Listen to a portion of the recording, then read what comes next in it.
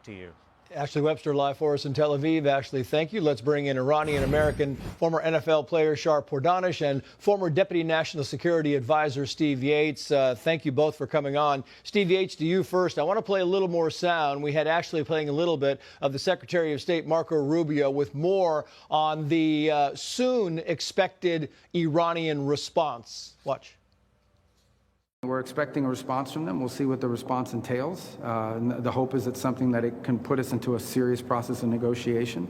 Obviously, we've seen the reporting overnight that Iran has established or trying to establish some agency that's going to control traffic in the Straits. I think that's unacceptable. Yeah, I mean, I think we have really two questions here, Steve. One, do we get the response tonight at some point in time? Is it early tomorrow morning? And do the Iranians agree, or at least, you know, lead us far enough to think this thing goes back to the peace table? Well, Trace, I don't have high hopes of the negotiating path. I support the idea of giving it a try. I really think it's about time for the president and team to focus on core missions. The Strait of Hormuz has to have a flow of goods and traffic. Doesn't have to be only the United States doing that. But I think it's pretty much time to degrade fundamentally the Iranian ability to use terror or these pinprick attacks to try to control the flow, and have the president kind of declare that major military operations are over and we're going to work with a coalition to maintain things and make sure the nuclear developments don't return. But I don't think that this sort of ongoing posture of endless negotiations is really accomplishing very much at this point. Meantime, we had a former senior sanctions strategist on Iran's internet shutdown, which we have talked about a lot. Watch. They have an internet shutdown. That's somewhere between $50 to $65 million a day in economic damage. You know, they shut down the internet because they're afraid of internal uprising. That is putting a lot of pressure on Iran's economy. I've seen reports of somewhere between 5 to 10 million Iranians relying on e-commerce employments and jobs, internet jobs. So those folks are unemployed right now. Yeah, and they're kind of weighing a couple of things here, right? You got this tax crisis, you got the unemployment crisis, and they're worried about, you know, internal uprising. And so they're thinking, what do we do here, right? Right. Absolutely. And right now, it's very difficult for us to gauge really what's going on in Iran, especially like they said with the internet shutdown. But, you know, going back to what was said before, I think we putting the pressure on the Iranian government right now is of the utmost importance. Yeah. They're at a breaking point. The idea of negotiating with them, I know I sound like a broken record, but who are we negotiating with?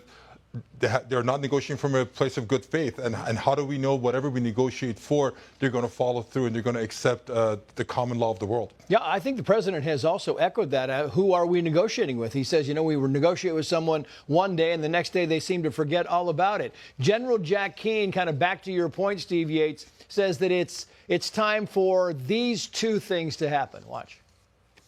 We should go back and execute Project Freedom, take the Strait of Hormuz away from the Iranians, secure it and open it for navigation, and also at some point get some assistance in doing that.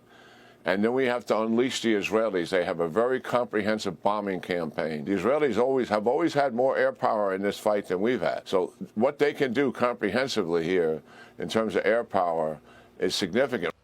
Yeah, I mean, they're talking about taking the Strait and bombing key targets. It's kind of right in the wheelhouse you were just talking about, Steve.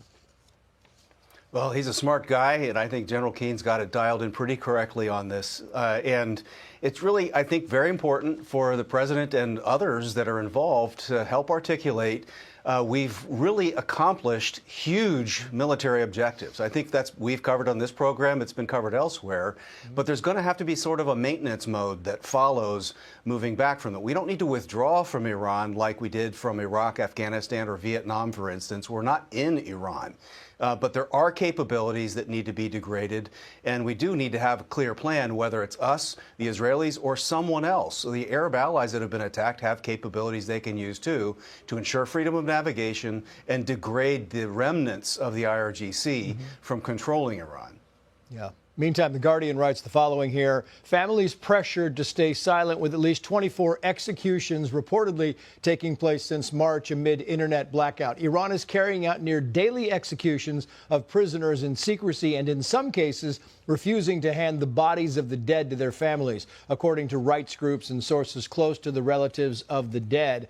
And the executions, I mean, again, what kind of goes back to this fear of an uprising, right? You're killing people that you believe may try to foment violence against the regime, against the Basij, and that seems to be a tendency to be nervous of things, right? You're trying to get ahead of something. They are, and this has been their MO for so many years now. That as soon as there's any kind of dissent, as soon as there's any kind of uprising by the people, this is not a one-time thing. This happened in 2019. This happened the decade before.